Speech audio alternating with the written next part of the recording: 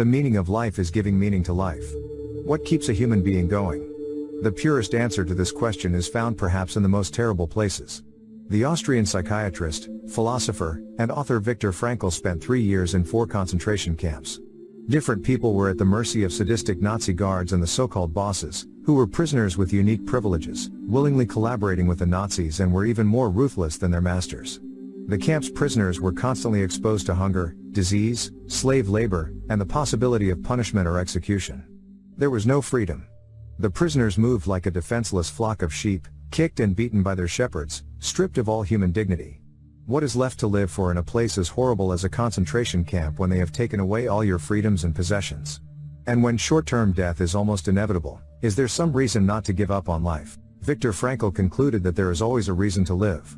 Even in the worst conditions, there is always a meaning in suffering, and if we can understand this meaning, this star in heaven, we can overcome even the most painful circumstances. According to Viktor Frankl, it is not pleasure, success, or power that drives people fundamentally. What ultimately matters is finding something, a purpose, a meaning for which to live, even to die. What is the purpose of my life? What is the meaning of all this? These questions resonate with the current social condition, predominantly in the Western world, where our lives seem to revolve around working at a meaningless job to earn money to buy things as a means to cushion our feeling of meaninglessness. During times of globalization, secularization, and relative peace, we are less likely to find meaning in being part of a tribe, religious community, or defending our countries and loved ones against neighboring enemies. Everything has become so monotonous, so meaningless that we become immersed in rampant consumerism and distraction, only to avoid feeling a deep sense of purposelessness that plagues our existence. Before we know it, nihilism sets in, and we begin to wonder, what's the point? Why move forward? We can't compare the circumstances of the modern Westerner with those who lived in concentration camps during World War II, but curiously, we walk around with similar existential questions and have similar reasons for giving up on life completely: the lack of purpose, the hopelessness, the lack of meaning. When we are trapped in what Viktor Frankl called the existential void, what awaits us is despair. During his days in the concentration camps, he noticed a division between 2 types of people: those who had given up on life and those who had not. The first group was more prone to illness and death, the second group was more likely to survive. What was the difference? Simply a sense of meaning, or more specifically, the discovery of purpose in their unbearable living conditions. For example, Frankl himself was a doctor and found purpose in helping the inmates suffering from illnesses. One day, he rejected the opportunity to escape the camp to stay with his patients. He was not motivated by money, status, power, or even freedom. His purpose at that time was to take care of his fellow human beings, and not abandoning them was so important to him that he was willing to die for it. His life had become a sacrifice of profoundly important meaning. On the other hand, Frankl wrote about those who collapsed under the harsh conditions of the camp. They always had the same reasoning for surrender: this. He wrote at one point, "There is nothing more to expect from life." Lacking meaning and faith that things could become more favorable, our bodies and minds begin to wither as we have lost our will to live. Viktor wrote about a prisoner who had dreamed of the end of the war and his liberation. His dream also revealed the date on which the release would occur: March 13, 1945. He was full of hope, but when March 13 finally passed, nothing happened. As the prisoner's prophecy was naive and had no purpose within the context of his imprisonment, he became engulfed in disappointment. He suddenly became ill and died of typhus shortly afterward. But when looking at the horrible and desperate circumstances in which some people find themselves, is it fair to expect them to find meaning? Some situations are simply too overwhelming, so much so that they remove the responsibility of choosing. When the war ended, Viktor reflected on the validity of human freedom during the horrors of the concentration camps. He concluded that we can indeed preserve a vestige of spiritual freedom and mental independence even in such terrible conditions of mental and physical stress.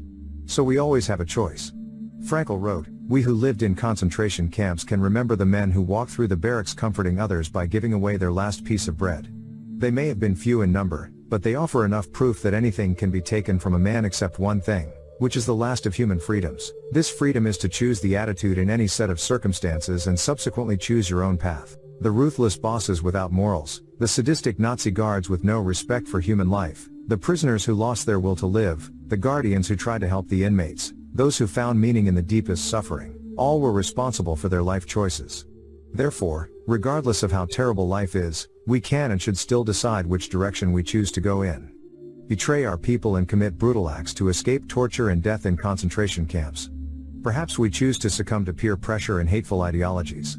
Perhaps we choose to embrace a nihilistic and destructive mentality due to living in a consumerist society that seems spiritually and morally broken. Perhaps we choose to become toys of our circumstances. According to Frankl, the spiritual freedom we have, a freedom that cannot be taken away, makes life meaningful and purposeful. Viktor wrote in his work, "The way in which a man accepts his destiny and all the suffering that comes with it, the way you take up your cross, provides you with ample opportunities, even in the most difficult circumstances, to add deeper meaning to your life." Imagine having to get out of bed every morning without a meaningful long-term goal. The only reason why you get up is because you have to go to work and participate in activities you don't like, just to financially support a meaningless existence and the many meaningless pleasures to get by. You blame your past, your parents, circumstances, and even your genes for having nothing going for you.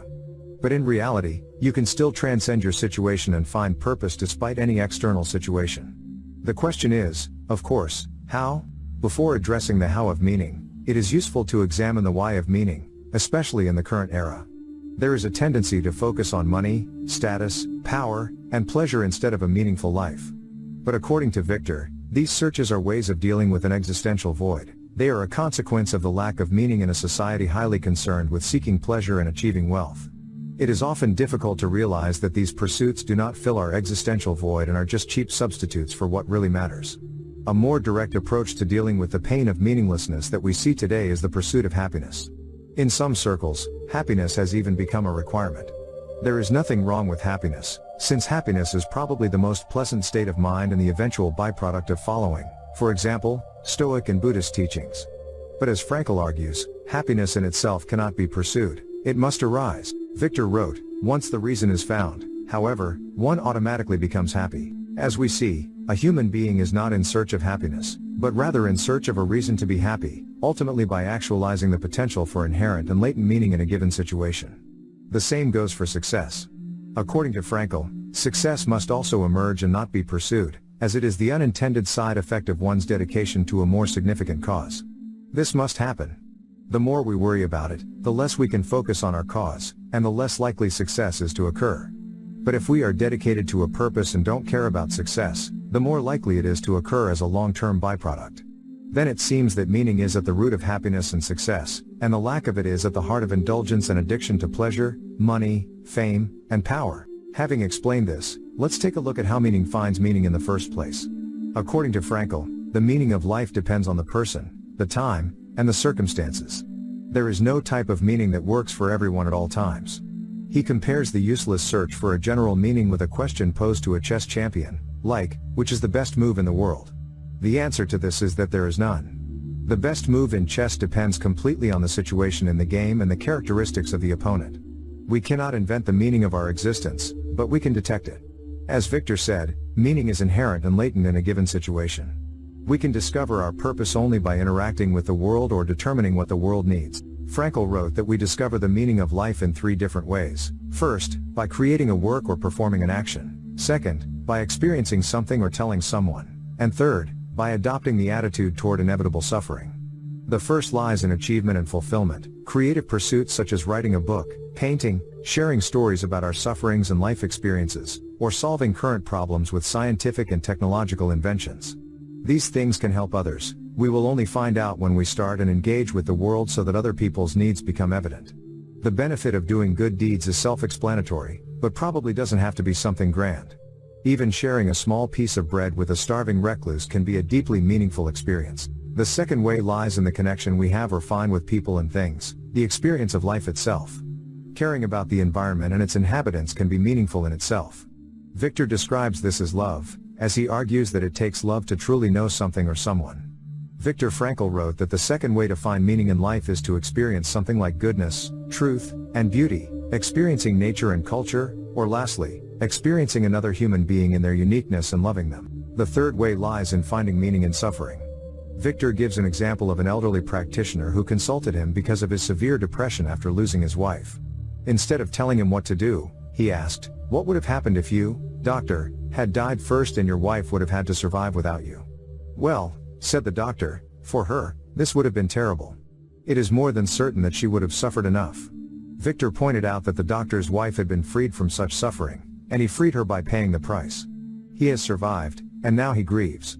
We cannot return the dead, and in many situations, such as being a prisoner in a concentration camp, there is not much we can do about external factors.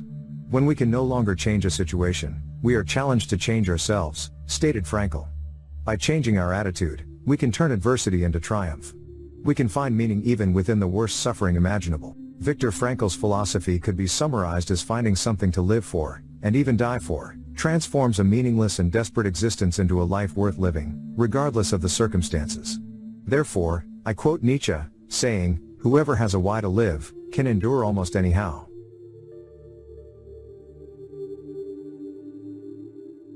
Remember to subscribe and hit the like button for more videos and to help us reach more people.